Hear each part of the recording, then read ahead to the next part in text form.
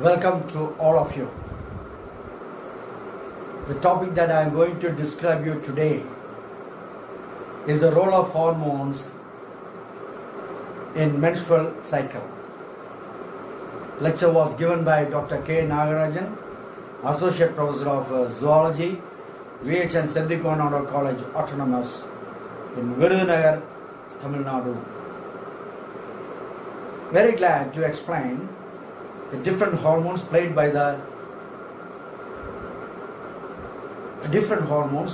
in the menstrual cycle process. Normally 4 hormones are involved for this cycle to take place.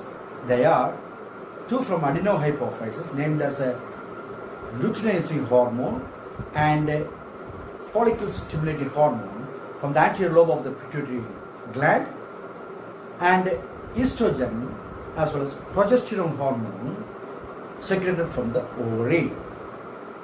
Now these hormones, before I go into the details of all these 4 different hormones, I would like to give some notes about explanation about the menstrual cycle. Menstrual cycle takes place once in every 1 month, 30 days cycle. It is divided into 4 phases, namely flowing phase from 1st to 5th day, follicular phase from 6th to 14th day, and right exactly on 14th day it is an ovulatory phase, and from 15th to 30th day the phase is called as the luteal phase. So all these different phases are controlled by 4 different hormones, namely luteinizing hormone, follicle stimulating hormone, estrogen hormone, and progesterone hormone. Let us see the first one, luteinizing hormone. See, luteinizing hormone, it is gradually increases and gradually decreases here. Luteinizing hormone is a hormone secreted by the anterior lobe of the pituitary gland, adenohypophysis, and it is responsible for the final maturation of ovum into a ripened ova. And that is why in the 14th day exactly the ovulation takes place, release of ova from the ovary will take place. So here you find the hormones is at the peak. Luteinizing hormone is at the peak. It is balancing with the follicle stimulating hormone. Another function of luteinizing hormone is it is responsible to make the secrete estrogen hormone, and is highly responsible for the transformation of emptied follicle into a corpus luteum. A follicle, when after the release of the ova, it becomes emptied, and that emptied follicle will got transformed to another structure called corpus luteum on the superficial area of the ovary. It is completely controlled by luteinizing hormone, and this luteinizing hormone is also an inhibitor from excess increase of estrogen hormone. So this is the role played by the luteinizing hormone. Next hormone is the follicle stimulating hormone. Follicle stimulating hormone is responsible for the growth of the ovarian follicles. Ovarian follicles inside the ovary you find in different stages, like primary follicle develops into secondary follicle will develop into tertiary follicle, and so on. So this development is controlled by follicle stimulating hormone, and hence it was given the name follicle stimulating hormone, abbreviated as FSH. These follicle stimulating hormone, they also have very good balanced side-by-side secretion with the luteinizing hormone. These 2 hormones is highly having a balanced secretion to control the menstrual cycle. This follicle stimulating hormone is also an adenohypophyseal hormone, and this is the initial hormone to initiate the menstrual cycle. Of course, the menstrual cycle is controlled by estrogen hormone, but for the initiation of the menstrual cycle, luteinizing hormone is must. So these are the different roles played by the follicle stimulating hormone, which also give rise to the secretion of the estrogen hormone from the follicles. It stimulates the follicle cells in the ovary and make them to secrete the 3rd hormone called estrogen. Estrogen is the 3rd hormone, 3rd reproductive cycle hormone, which is also responsible for the menstrual cycle. Menstrual cycle is completely under the control of estrogen hormone. Estrogen, it maintains the menstrual cycle and it also controls the reproductive tract of the female. The reproductive tract, not only that, the accessory reproductive gland, their secretion is also under the control of estrogen hormone. Estrogen hormone, it is responsible for the menstrual cycle. See, this uterine wall gradually thickens during the follicular phase. The uterine wall gradually thickening takes place. The endometrial wall is getting highly thickened and thickened in the width thanks to estrogen hormone. So when the ovulation is reaching, or when the 14 days is approaching, see here, estrogen hormone gradually increases in the concentration.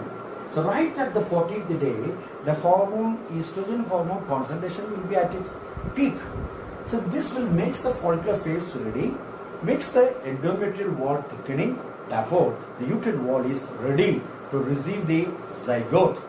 And another role played by the estrogen hormone, it is responsible for the secondary sexual character. And the secondary sexual character is also favored by the estrogen hormone. Secondary sexual character, that is nothing but the widening of the pelvic girdle, the development of pubic and pelvic hair, the development of the mammary gland, breast, then a female voice, feminine, everything is under the control of estrogen, and that is why estrogen is called as the female hormone.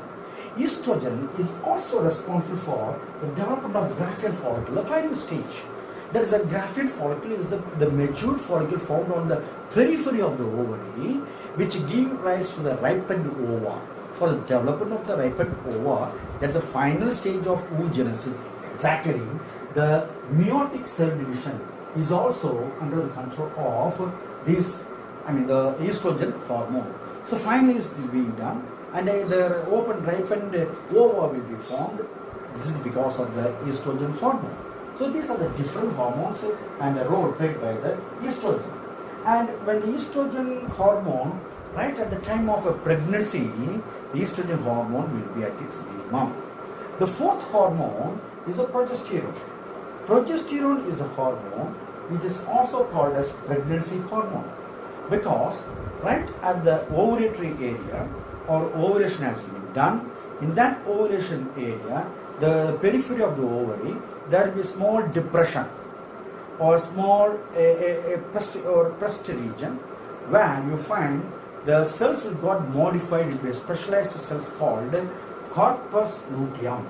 Corpus luteum. This corpus luteum is responsible for the secretion of progesterone hormone, and this will occur only if the pregnancy occurs. So here, the pregnancy occurs, progesterone level will gradually increase, and it will be having a higher concentration of progesterone. At the same time, what happens to estrogen level? Estrogen level decreases. So once the pregnancy has occurred, once the pregnancy was formed, the ova is fertilized by a sperm. The pregnancy has occurred. Hereafter, progesterone hormones will shoot up in their concentration, but at the same time, estrogen become very, very lesser. Therefore, as far as secretory concentration is concerned, progesterone is inversely proportional to the estrogen. Estrogen suppresses, progesterone increases. When there is no pregnancy, when there is no fertilization occurs, so after this 14th day, this progesterone level, the corpus luteum, that area will be completely sealed. Corpus luteum, the cells will again got changed into another cell called corpus albicans structure. So corpus albicans, the cells will completely fill that depressed area and completely heals that depressed area and makes a smooth surface of the ovarian surface. So this is called as corpus albicans. Once the corpus albicans was formed, there is no any flow of progesterone hormone because pregnancy has not occurred. If the pregnancy has not occurred, the endometrial wall thickening comes down, the estrogen hormone level shoot up, progesterone hormone will decreases. Therefore, the pregnancy hormone, there is no necessity. Estrogen hormone again will start increasing after 30 days. Again, what happens? The menstrual cycle will be started because of the effect of the estrogen hormone. So this is how luteinizing hormone, follicle stimulating hormone, estrogen hormone and progesterone hormone play their major role during the menstrual cycle. Thank you very much.